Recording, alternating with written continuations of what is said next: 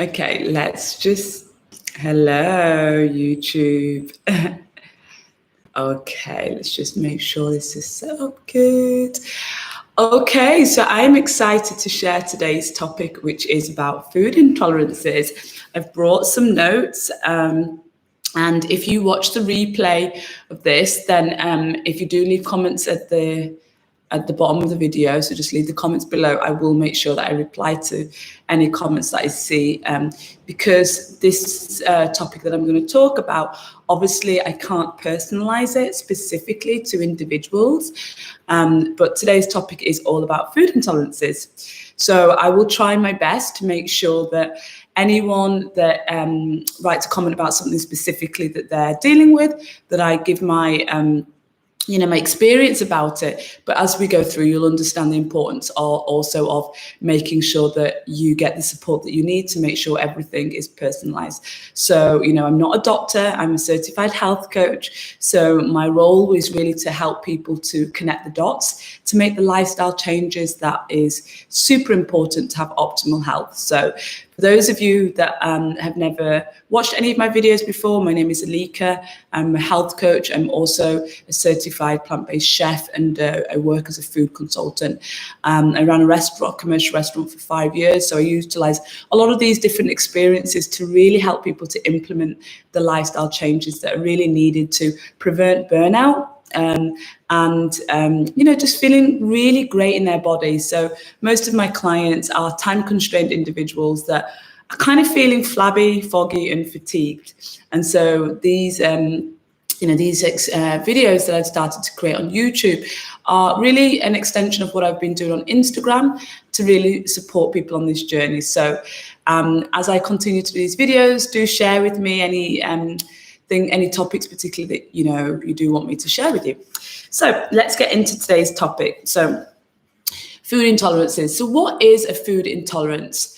One of the things that I'm all about, just so you know, is simplifying everything. So I don't like using medical terms when the majority of the people that are looking for just support and help with their health just want to know what to do, right? So let's just simplify everything.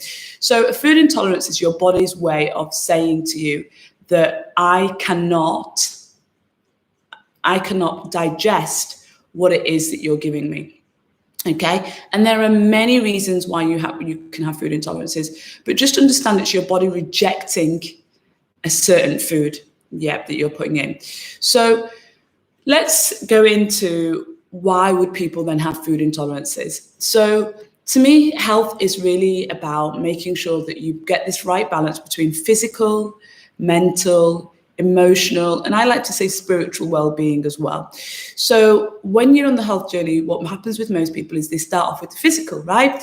Everyone wants to look good naked. So, we look at our nutrition, so calories and macros and salads and all this type of mindset. Then we get a little bit more sophisticated in that. Or you may come from the exercise routine, right? Where, a lot of people come through from exercise and then they start noticing that they need to connect the dots with that and what they eat. And then we go into the next parts of the journey. So if health is about physical, mental, emotional, and let's say spiritual well-being, then we need to know that with our body, every single thing that we do is connected. So let me give you some examples. So if I am the type of person that has told myself that, I'm not really great in big groups, and I just get really shy, I feel really uncomfortable when I'm in bigger groups. And my friend says, it's okay, but you need to meet more people. Let me take you out and about. And she takes me to a party and there's loads of people there that I don't know.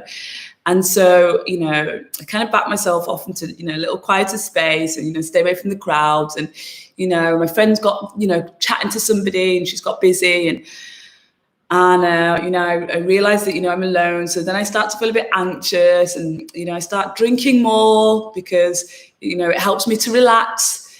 So I'm still there like drinking and I'm thinking, why is no one talking to me? And I've got all these thoughts running through my mind. And then, before I know it, I'm starting to feel really, really tipsy because I've been drinking my drink too fast, and then topping up. Can you see how, when we look at this, for example, this is comes from the mind, firstly, okay? We have in our mind a belief, okay, which is played out through an action. The belief is that I'm not great in large groups. So that belief is a mindset thing. That belief creates anxiety in that particular scenario, right? Anxiety of being alone, feeling a bit nervous, feeling that no one's talking to me. So then we get an anxiety, which is an emotional reaction in our body as well. So the action that we take from that is then to drink more. And alcohol is one of the great relaxants, right? It's also a stimulant, but it helps us to relax because it creates this feeling of escapism. So now we're drinking more than we would have drunk as a result of that anxiety that was created. And so can you see how then you'd be like, the next morning, like, oh my God, I drank so much last night. And then you might feel guilty for drinking so much. And this is what I mean about the physical, the mental, the emotional, and even the spiritual well-being. Why spiritual in that? Because a lot of people that don't address the thoughts that are going on inside, that have the spirituality, for me, is just a knowing that there's something beyond what we can see and feel every day that can be guiding us, that can be giving us faith. And sometimes if we're not really connected to the essence of who we are, right? Like we listen to what our soul really wants. Alcohol is a way to escape the things that we're not addressing. So I do find that a lot of people that don't really embrace elements of spirituality tend to drink a lot of alcohol. That's a pattern that I've noticed. So you can see how all of those things are connected, right? Now, how do we connect this to food intolerances? Well, in the same way, right? Imagine that I was a child and I was, walking down the street, going to meet some friends, and was eating my ice cream. I was like, oh, so good. And then the dog comes running up, barking a bit. And then I'm like, start screaming. And the dog bites my leg. Now, that would set off a chain of reactions in the body. And potentially what could happen is the body remembers everything, right? Because that's a protection mode. So now we've got a stored trauma in our body, okay? And that trauma manifests itself in a way where the next time we consume ice cream, the body is clever, but sometimes it's just simplistic. So deciding between, was the trauma from the dog or was the trauma from the dairy, for example, or the topping on the ice cream, or whatever ingredient was the main thing in the ice cream, like the cone, the body can associate the trauma with what I was eating at that time, as opposed to the fact that it was the dog. And so sometimes these food intolerances can be built up because when we were having a certain experience, for example, an argument or a negative situation, something that was traumatic, we could have been doing that at the time when we were eating something, and then our body connects the trauma as a way of protecting ourselves from this trauma. It sees that thing as danger. And so when we consume that, we basically then have an internal reaction in our body that reacts to that danger to protect us, to send us that. So I know people like, I know someone actually that has a food intolerance to nuts, and even the smell of nuts sets him off into this reaction in his body where he feels like danger, like just the smell of it. And just think how sophisticated that is and how amazing your body is to try to develop ways to protect yourself. Okay, so let's talk about what are some of the symptoms that we see of food intolerances. So every single person is so unique, right?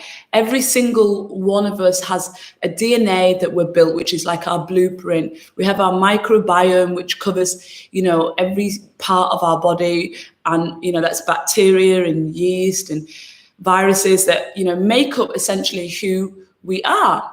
And all of that is very unique to us. And so as you'll see also from my other videos, is that understanding what makes you tick is super important.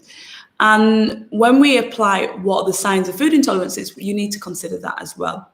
So Food intolerances, signs that we typically see are things like bloating, because bloating is a sign of inflammation. And if you just see inflammation, it's not a bad thing. That's the body trying to protect itself. So it inflames almost to protect the organs, the delicate tissues in the body. But when we have chronic inflammation, where our body's constantly inflamed, then that sets off basically an attack in our body, where the body feels like it's constantly under defense. And this then can create various diseases that we see. So inflammation, bloating, digestive issues like either things like constipation or diarrhea can be a sign, migraines, skin breakouts, brain fog. These are all symptoms that people see. Achy joints, it's another common one that I've started to see a lot more recently, actually. But these are common symptoms that people see. But you have to be able to connect the dots between what you're doing and how your body is responding to it. So what are the typical foods that we see in food intolerances? Now, I work with all different types of clients, as in from different races, different backgrounds.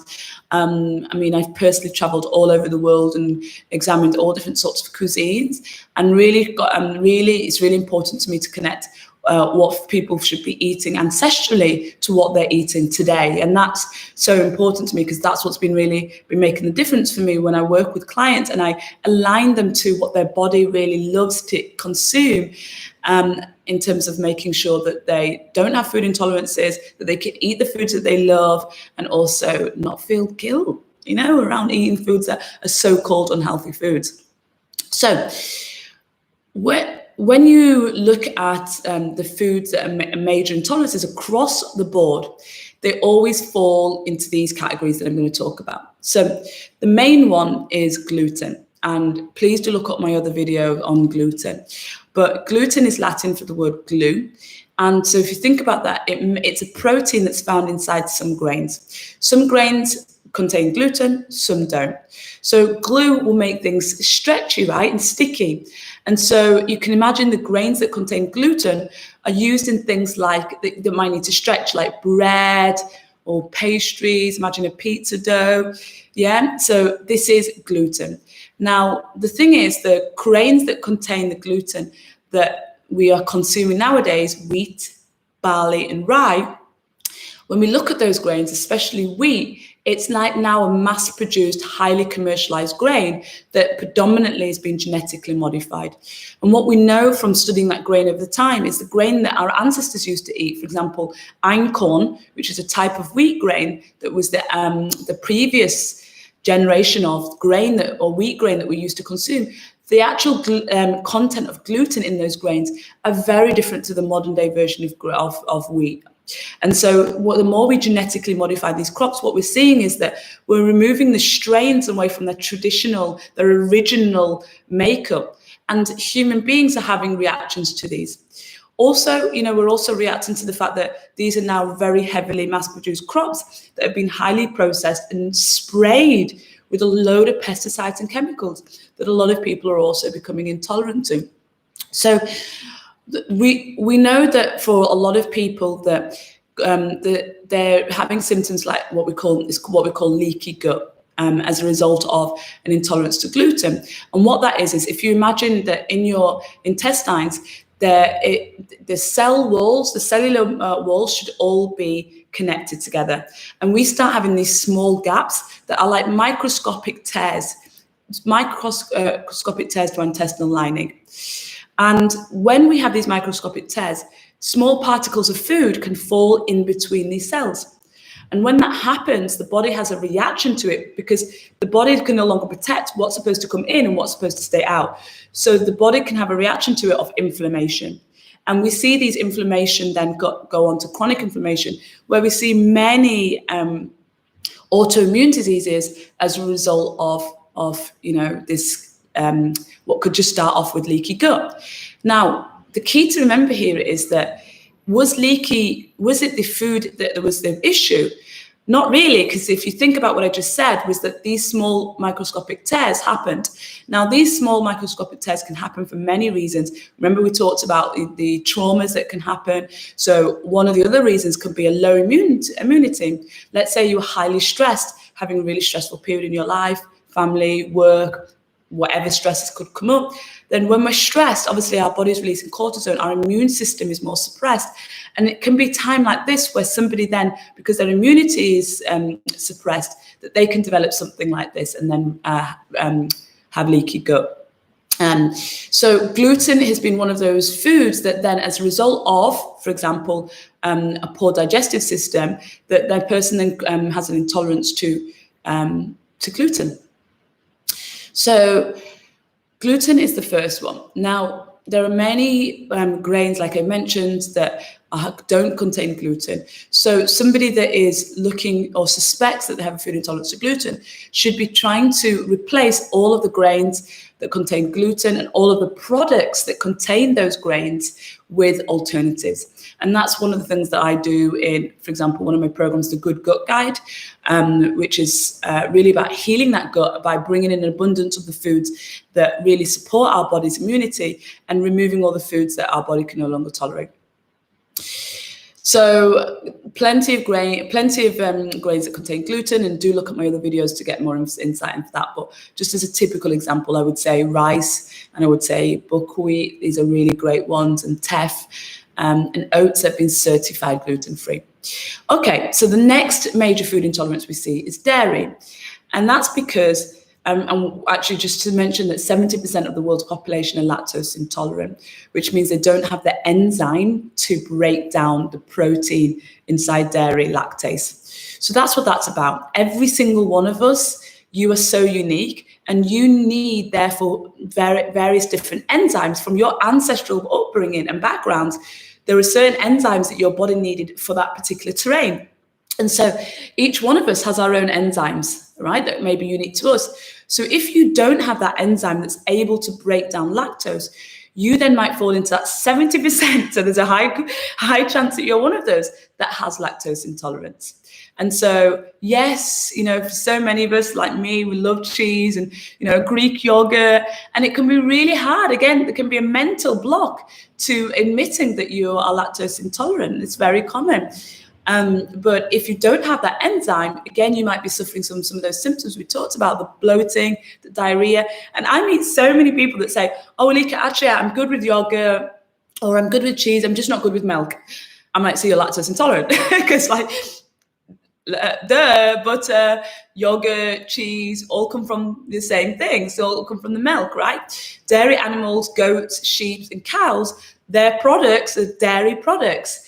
But what I will say is with the dairy is that when we had some of these products, these products contain bacteria, good bacteria that help to break down that lactose. And that's why so many people say, oh, I can take yogurt, but I can't take milk. It's because it has more of those good bacteria in it that help your body to break down that lactose. But it doesn't mean that you're not intolerant to it. So, consuming something that you're intolerant to is going to create dis-ease and imbalance in your body. So, that's something really important to just know about, your own ability through those enzymes. And, there are certain dairy products that do have less lactose inside it than others. So, for example, goat's cheese and sheep's cheese tends to have less lactose inside it than cow's cheese, or cow's milk, should I say. So, I personally, when I do take cheese, I tend to have it from sheep or goat's cheese. When I eat out, I don't buy dairy at home at all. And, something like ghee, for example, is a great alternative for butter for those that are lactose intolerant, because so many of us, and again, every single person is unique, but ghee is a clarified butter where the lactose has been removed. So many of us that are lactose intolerant can still take that, and that's a great butter alternative, right? And nowadays there's so many alternatives. Look at the plant-based milk industry now. It's fantastic. But, a side note to that I'm really conscious about is how much of these plant-based milks have other crappy ingredients in it, like sugars and processed oils and preservatives that could cause other intolerances in our body. So we need to be mindful that we're looking at ingredients that also are natural and whole and come from nature, as opposed to just looking for, alternatives that might not necessarily still be healthy. So, with yogurt, there's so many alternatives now. I've seen like coconut yogurt is like my go-to. I'm pretty much eat that every day because also I want that good bacteria that's produced from yogurt. And for those of you that are like, I used to drink milk as an infant, or my parents, I have a lot of Indian clients, for example, and they say, my parents, they grew up drinking this milk. And I always want to say to everyone, the same as gluten and wheat, the food that our ancestors were consuming, the quality, the way that they were produced is different. So, for example, milk used to be raw, unpasteurized milk. Now, obviously, pasteurization happened to protect people from the bacteria that were growing in this raw milk. But when you pasteurize it, you actually remove so many of the good living bacteria as well that actually help the body to break down those proteins. So, when we look at, for example, rural places that in history and that our ancestors used to live in, the milk that they were drinking was raw milk. It was very different to the milk that we're drinking nowadays. And the food industry did a fantastic job of targeting us with a belief system that we needed to consume cow's milk for calcium, for us to grow healthy bones. But when you look at cultures that don't have a history of, for example, osteoporosis and like bone damage, like Japan, they are not large consumers of dairy, whereas countries such as America that do have, brittle bones and all of these ailments that are related to so-called healthy bones and calcium, they consume a ton of dairy. So unfortunately, that was just, a lot of us were brought up with that conditioning from very good marketing and from the food industry that we need to consume dairy in order to get our calcium. But hello, we can get the calcium from spinach, from broccoli, from dark leafy green vegetables that we can get from cow's milk. So if you do have children that are still drinking that milk at school, that's a huge no-no. That is just, we're not even just talking about the fact that they might be lactose intolerant, but the fact is that that commercial milk is full of hormones, antibiotics, that are used to nurse the sick animal that's constantly having to produce milk that's, no longer pregnant. And, we know that dairy, milk was used in order to grow an infant mammal. And so for adults consuming large amounts of dairy, is that the objective that you have? Because that was the objective of milk being produced, is to turn a small mammal into a big mammal fast, to feed it so it can grow fast. Most adults don't want that, right? So even if it's a child, okay, we don't want to feed our child with hormones and antibiotics. But equally as adults, we need to consider what this food produce is. And so again, we see how the body is really supporting us by having an intolerance to these foods, which really were not designed to be consuming for various reasons and, based on the quality of them. So again, we need to check in with ourselves. Are we those people that are lactose intolerant? What is the quality of the milk that we're drinking? And do remember that organic milk also still has some hormones inside it. So the last area that I want to talk about is refined sugar and processed foods. Now, refined sugar is not a food intolerance per se, but we do need to know that with processed foods, these processed foods are foods that are so far away from their original source. So if we see whole real food that comes from nature, it's things that don't need ingredients labeled. So avocados, broccolis, apple, strawberries, blueberries, spinach, let's talk about animal products, milk, right? Cheese, butter, yogurt, okay, fish, seafood, meat, right? There are the whole versions of those that come from nature. You can see a pig obviously out in the wild, right? You can see a cow, being pumped with its milk out in the wild. You can see all of those things, right? Seafood, fish. But then we also have the processed versions of those. So think of those heavily processed sausages that contain flour, as a filler. Those seafood sticks, that's no longer seafood, right? It's got maize and lots of preservatives and corn fillers and colorings in it. We look at ham, we can take a pig and obviously, ham can be sliced from a pig. I hate to say it for those of you that don't consume meat, but this is the reality. If you do want to consume animals, you have to know this. But then you have the processed versions of those hams that have salts and preservatives injected inside them, and and so many of them are water content, but all of these stuff inside of it that so heavily processed that it's been stripped from its original source. Let's talk about, grains, and now we talk about the grains that contain gluten, but obviously a lot of grains that even don't contain gluten are made into flours, and those heavily processed flours from machines are stripped from the fiber and its raw nutrients. And so we're left with this really refined process or substance that can spike, for example, our blood sugar, creating a resistance to insulin. So we call this insulin resistance, which can lead to diabetes. So when we think about that, we can think of that those flours then go on to make other ingredients like breads, pastas, noodles, pastries, cakes that we consume and love. But again, are these the foods that are coming from nature that our body was designed to eat? So that could be causing inflammation if those foods, especially if those foods are your main staples every day. Bread has become a main staple for a lot of people. Pasta and noodles has become a main staple for people. And if that is your staple, you can understand why the body would start to become intolerant to these foods as a way for you to assess and for you to be aware that these are not the foods that are giving the body the nutrients that it needs in order to survive.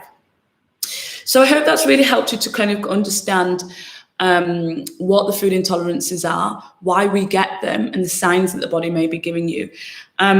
One thing I would say is that do check out my programs. I especially would highly recommend my starter program, The Good Gut Guide, which is really there. I mean, in that program, it's fantastic. You get a shopping list, you get a swap list, you get recipes, and you get 10 days worth of videos every single day to guide you to cleaning up your gut, removing all the foods that you could be having intolerances to, but also it supports you in connecting the dots between what you're consuming and how it's making and how your body feels. Because for so many of us, it's not until we stop and we remove these completely that we then notice like some of the optimal health that we didn't realize. I have clients that come off these foods and they're like, oh my God, I have so much energy. And they didn't even notice that before until you remove it. So again, if you've not removed these foods from your diet and you think, okay, I'm okay with it, how would you really know?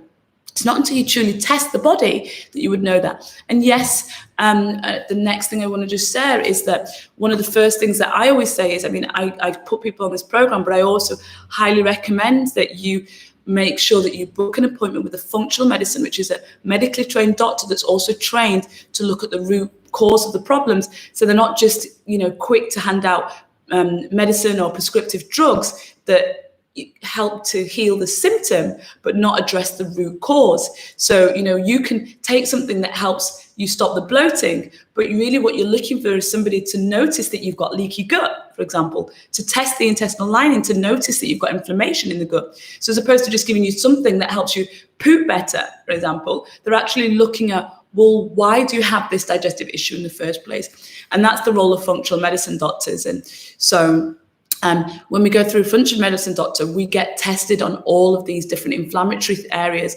nutrient deficiencies. So we're really looking at addressing the root cause. So that's a really important part of supporting the body with food intolerances. And there is a protocol that we take people through where, first we remove the major issues that could be causing the intolerances to see how the body, is really responding to it.